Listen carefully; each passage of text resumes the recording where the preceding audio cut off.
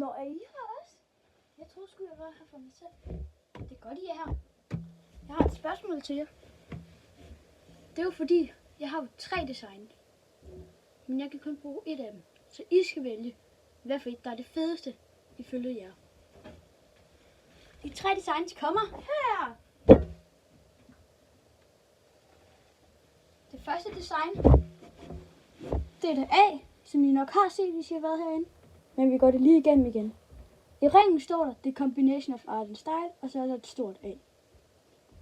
Bagpå er der et stort A, større A, med The Combination of Art and Style, også større. Så her har vi en ny en.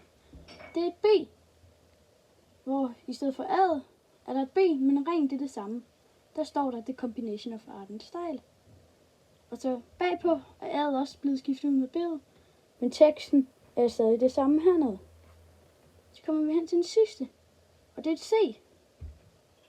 Den er blevet skiftet ud med A'et også, og B'et selvfølgelig.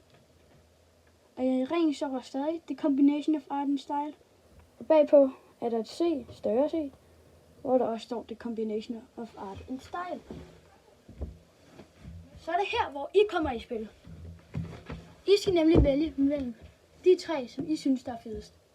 Så I får lige 10 sekunder til.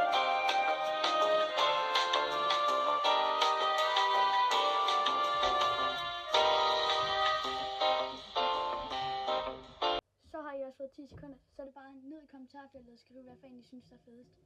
Og så ses vi. Hej hej!